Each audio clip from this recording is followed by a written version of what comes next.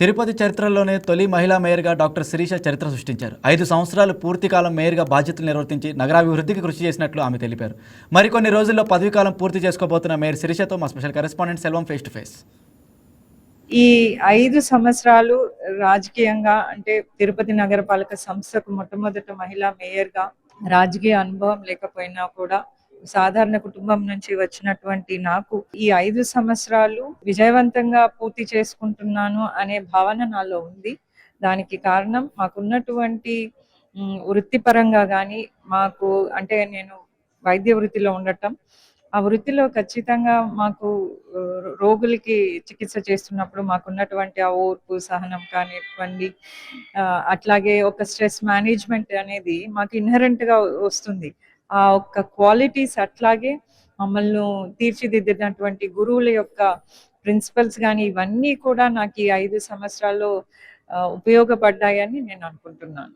Definitely ఈ 5 సంవత్సరాలు నా ఈ రాజకీయ జీవితంలో రాజకీయ నాయకులతో పనిచేయటం కానీ, అలాగే ఆఫీసర్స్‌తో పనిచేయటము, అంటే బ్యూరోక్రాట్స్, ఐఏఎస్ ఆఫీసర్ స్థాయి వ్యక్తులతో పనిచేయటము, చాలా అనుభవపూర్వకంగా చాలా నేర్చుకున్నాను అందరితో కూడా.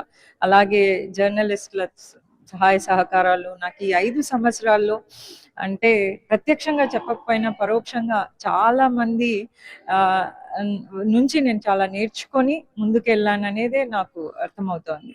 అంటే చిన్న చిన్నవి ఉన్నా కూడా నా అంటే నాకు అప్పుడున్నటువంటి నాయకులు కానీ అందరూ కూడా డిస్కషన్ చేయడానికి ఇచ్చిన స్వేచ్ఛ ఉంది. ఎందుకంటే నేను ఒక మహిళను అనడం ఒక కారణం అయితే, ఒక ఎడ్యుకేటెడ్ డాక్టర్‌ని కాబట్టి నాకున్నటువంటి అనుమానాలైనా కానీ ఏదైనా నివృత్తి చేయడానికి నాకు ఆ స్వేచ్ఛనిచ్చారు. అంటే మాస్టర్ ప్లాన్ రోడ్స్ వేయటంలో విషయంలో కానీ, లేకపోతే సెట్టిపల్లి పంచాయతీ విలీనం అప్పట్లో కానీ, లేకపోతే ఈట్ స్ట్రీట్ ఏర్పాటు చేయాలన్నప్పుడు కూడా నాకున్నటువంటి అనుమానాల్ని నేను ఖచ్చితంగా ఆఫీసర్స్‌తో, నాయకులతో డిస్కస్ చేయడం జరిగింది. ఆ విధంగా చాలా అంటే ఏ ఏదో చెప్పుకోదగ్గ పెద్ద ఇబ్బందులైతే నేనేం పడలేదు.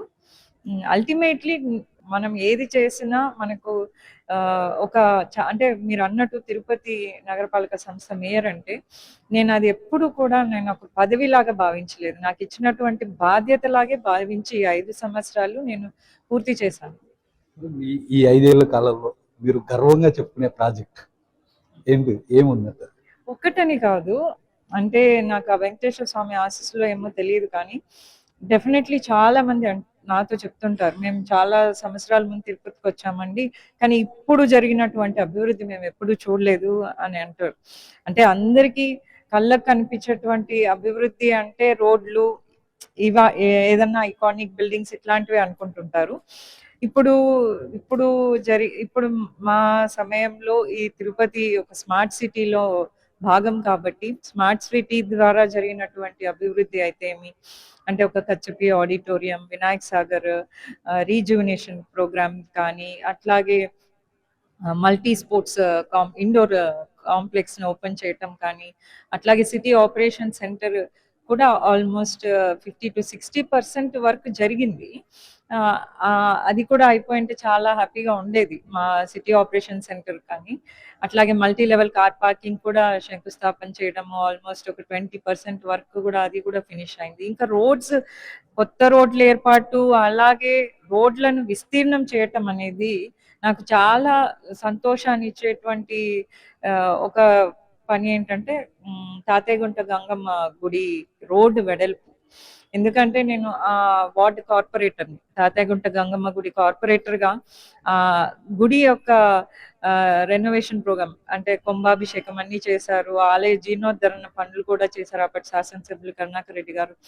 ఆలయానికి పోయేటటువంటి రోడ్డు విస్తీర్ణం చేయటము, కొర్లగుంట రోడ్డు విస్తీర్ణం, ఇవన్నీ కూడా ఎప్పటికీ మర్చిపోను. ఇంకా చాలా ఉన్నాయి. సర్కిల్స్ డెవలప్‌మెంట్ గానీ, అంటే ఇవన్నీ కూడా డెఫినెట్‌లీ చాలా ఆనందాన్నిస్తాయి.